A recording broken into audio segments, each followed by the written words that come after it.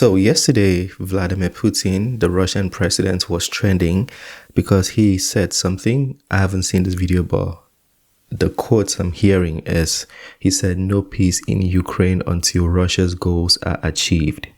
Well, today we're going to be seeing if that's what he said for real or not. Let's get to it.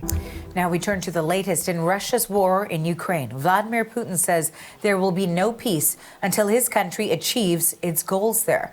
The Russian president made those remarks at his end-of-year news conference. The event was more like a town hall, televised from a Moscow studio in front of a live audience of about 600 people. It was a marathon session lasting about 4 hours. It's the first time since Putin ordered the invasion in Ukraine that he's faced the Russian public and media in this way. And the CBC's Brer Stewart watched Putin's wide-ranging news conference. Brer, of course, you've been tracking this story for a few years now. What really stood out to you? Well, I think what stands out is this is the kind of environment that Putin really relishes. I mean, we talk about it being a town hall, a marathon session at that, but it was carefully controlled. Organizers said that 2 million questions were submitted ahead of time. A few of those questions really came from Russian journalists that were in the audience. And there was a range of topics, a lot of domestic issues like the economy, the price of food. He was also asked whether he played chess, what he dreamed about as a child, and at one point there was an AI-generated image of Putin, with Putin asking Putin whether or not he had body doubles. But of course, there were quite a few references to Ukraine, and Putin talked about how Russia's goals haven't changed, and he really kind of took the opportunity to talk about the debate going on right now with military aid to Ukraine and the friction in Washington, D.C. about whether the U.S. will provide tens of billions of dollars more. And that is something that he talked about, kind of the aid drying up. Take a listen. Wait, at the end of the year news conference, Putin says 617,000 Russian troops. That's a lot. Today, Ukraine virtually produces or manufactures nothing. They have been trying to maintain their manufacturing capability, but actually they have been importing things for free, freeloading. But it will come to an end sooner or later. Now, there were a number of questions that were submitted from women, from the family members of some of the men who have been mobilized and are fighting in Ukraine. We talked to one woman who said she submitted a question saying, when would this all end? When would the soldiers be allowed to return back home? None of those were addressed to Putin in this town hall. But he did talk about how we didn't think there was a need for a second wave of mobilization now. And he said more than 600,000 Russians are currently fighting in Ukraine. And Brer, Putin announced last week he'd be running for re-election in the spring. How are the Russian people viewing him nearly 2 years into the war on Ukraine? Right, and I think that's what this event really played into, is just it was an opportunity to kind of present himself as powerful and confident. And this event, of course, was canceled last year. It came at a time when Russia was suffering mounting losses in Ukraine. Now it's a little bit different of a situation. But of course, Putin has signaled that he's going to be running again in an election that is widely considered not to be free or fair. Putin will likely win the election and would secure another 6-year term as president. And I spoke with a Russian researcher from the University of Manchester who studies Russian propaganda. And he talked about how with the election and Putin's announcement to run again, it really just, it doesn't mean that people support him all across the board, but they just really have no choice. Take a listen. I think the reason why many people support him is not because he's the best president, but because the propaganda and the regime, they created this impression that there are no alternatives, right? So Putin is the only person who is able to end this war. And since there are no other candidates, and there are no other candidates because of political repressions, they see them as the only sort of viable person to run the country. There are no other candidates because of political repressions. That is very deep.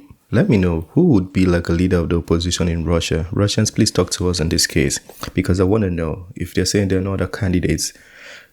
I think Russia is a country of 300 million people. And Russians are very intelligent. That is widespread. Like, we know that already. So if somebody's saying out of these 300 million people, not even one person can run the nation better than Putin because of political reparation, it's a big claim. Is that true, Russians? Please talk to us in the comment section. Is it that you guys love Putin, or is it that nobody else can contest? I really want to hear from Russians. And of course, he mentioned there just how there really is no opposition to speak of. So many of the politicians have either had to flee the country and are living in exile, or you have opposition members who are in prison. And we have to remember that when we're talking about potential re-election, it was Putin in the first place who changed the constitution in order for him to run again and extend the term from 4 years to 6. Thanks for this, Brer. That is the CBC's Brer Stewart in London. We do want to stay on the story. For that, I want to bring in Bill Brer. He is the head of the Global Magnitsky Justice Campaign. He's also the CEO of Hermitage Capital Management. He's also the author of Freezing Order, a true story of money laundering, murder, and surviving Vladimir Putin's wrath. Bill, thank you for making time for us today. Great to be here. So as you heard in the report there, Putin has said that there will be no peace in Ukraine until his goals are achieved. What do you make of that statement?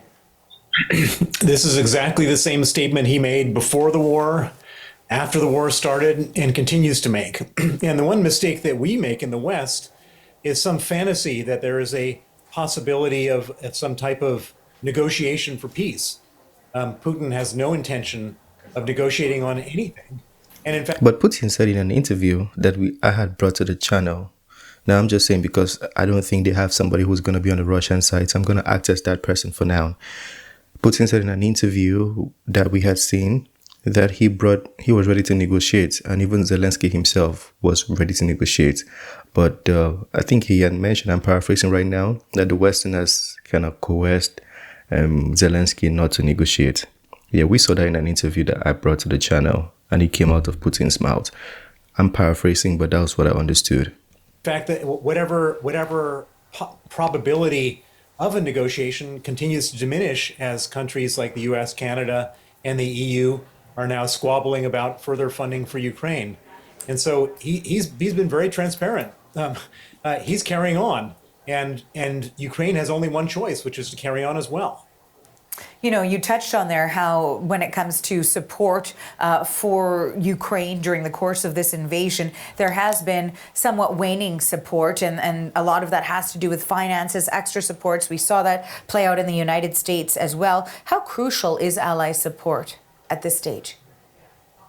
Basically, Ukraine is running out of bullets. They're running out of missiles, they're running out of ammunition. And unless we continue to provide that for them, then they will be demolished, that Putin will succeed, that what he thought was going to last 3 days, he'll succeed in 2 years. And by the way, if Putin does succeed, he doesn't stop in Ukraine. He then moves on to the Baltic countries, who are members of NATO.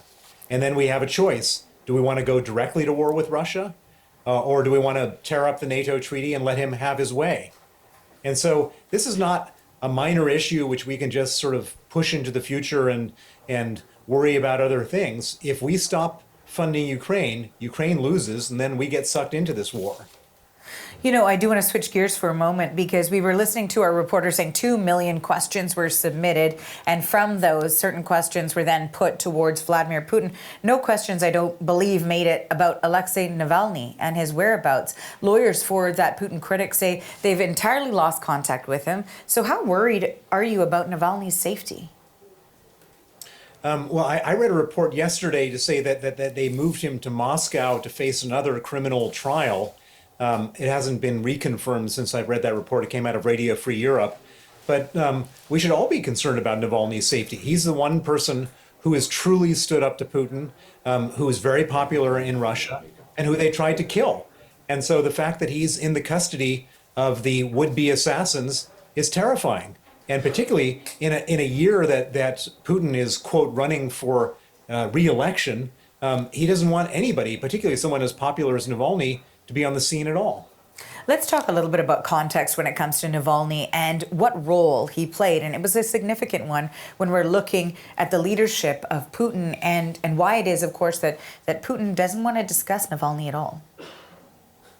Well, the one thing you need to understand about Putin is that he never discusses the names of his enemies. He always refers to that person, that lawyer, that activist. It's like a mafia thing, because if you don't name their names, they don't exist. They're not humans, and you can do whatever you want with them. And that's how he feels about Navalny. And for what it's worth, Navalny is the kind of person who, when he's able to communicate with his followers, can get millions of people out in dozens of cities around Russia to protest. And it's the kind of thing where if Navalny was allowed to sort of carry on, he would probably end up being the next president of Russia.